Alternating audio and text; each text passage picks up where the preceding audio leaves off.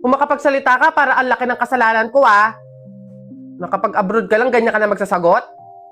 Eh, puro ka lang naman pasarap dyan. Singilin kaya kita sa pagpapalaki ko sa'yo.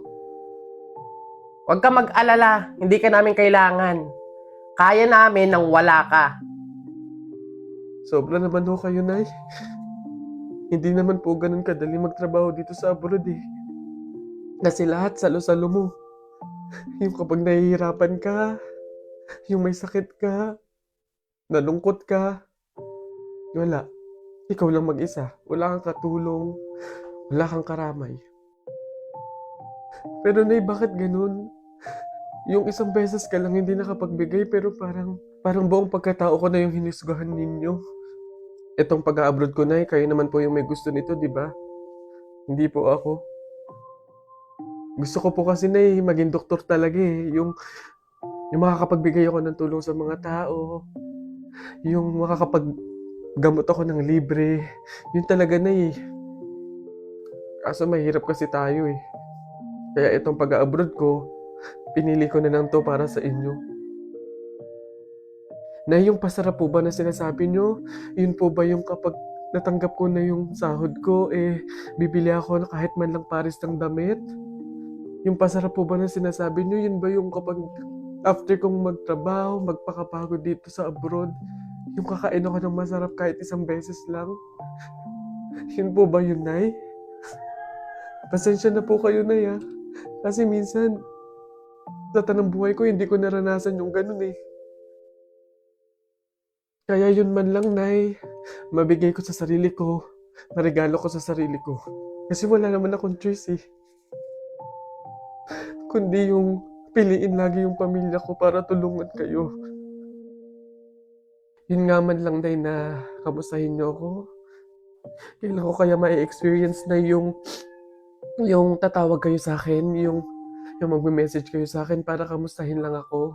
Yung hindi yung manghihingi kayo ng pera, yung hihingi kayo ng ganito. Pero wala eh. Hindi ko alam, Nay. Hindi ko alam kung bakit sa kabila ng paghihirap ko, sa kabila ng pagpili ko sa pamilya ko kaysa sa pangarap ko, hindi ko alam, Nay, kung bakit ganito pa yung mga sinasabi niyo sa akin.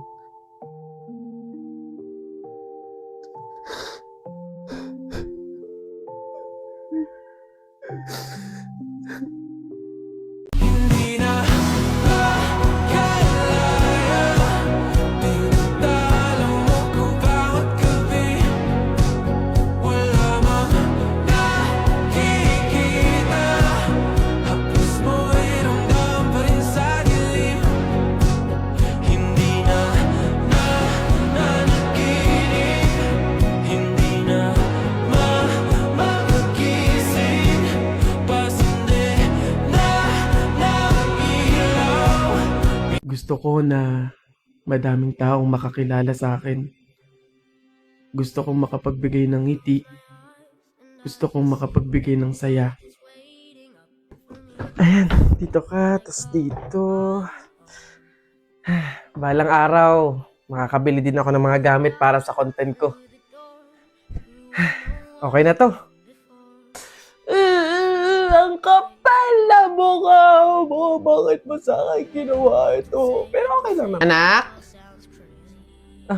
Kumain ka na ba? Oh, Nay, bakit po? anong ginagawa mo? Ba't ganyan itsura mo? Umayos ka nga! Wala po, Nay. May project lang po ako sa school. Yes! Huh. Finally, nakaipon din ako ng pambili nitong unang wig ko para sa mga content ko. Oh, Oy, Tay, ano ba tong mga nakikita kong video mo na naka-upload dito? Alisin mo nga yan. Ano ba akala mo? Nakakatawa ka. Para kang tanga sa ginagawa mo. Nakakahiya ka. Burahin mo yan, ha? balang araw, makakakuha din ako ng suporta mula sa pamilya ko. Magiging proud din sila sa lahat ng ginagawa ko. Mas pagbutihin ko lang talaga. Kaya ko to. Nasimulan ko na eh. Ngayon pa ba ako susuko? naniniwala ko na magbubunga din lahat ng sakripisyo ko. They can say it all sounds crazy. They can say we've lost our minds. I don't care if they call us crazy. Run away to a world that Grabe. Hindi ako makapaniwala na magagawa ko yung mga bagay na pinapangarap ko lang noon. Napakasaya sa pakiramdam na unti-unti na ako nakakausap papunta sa mga pangarap ko. of the one I see. A million dreams is all it's gonna take. Anak, proud na proud kami sa'yo. Mapatawad mo man kami o hindi, humihingi pa rin kami ng kapatawaran sa lahat ng nasabi namin sa'yo. Anak, sa lahat ng gusto mo pang gawin sa buhay mo, basta ikakasaya mo. Andito lang kami lagi para sumuporta sa'yo. Mahal na mahal ka namin, anak. Mahal na mahal ko po kayo, Nay. Tay. Para po sa inyo to lahat.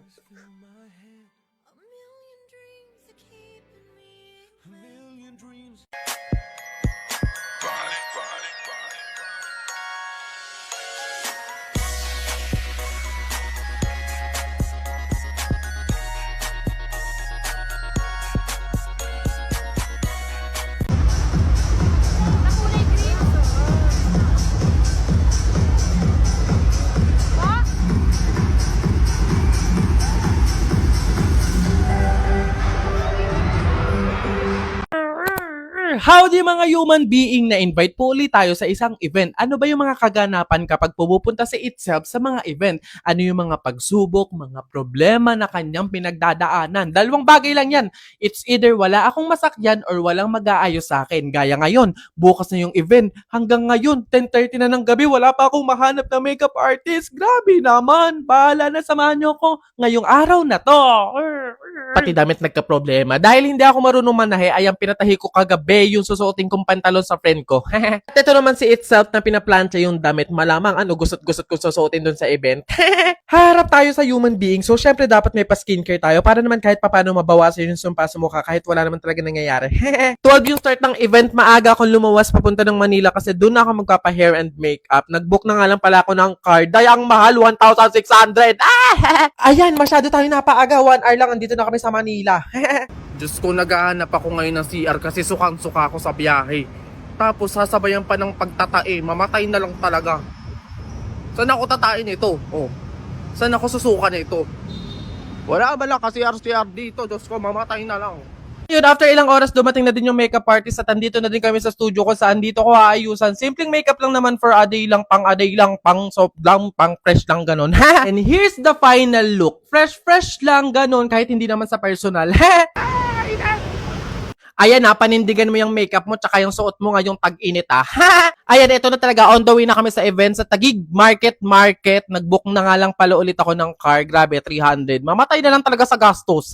Ang exciting part sa buhay ko, ang pakain. Ayan, so nagkaroon muna kami ng lunch kasama ang agency. Sila yung kumuha sa amin sa Nesty Commercial.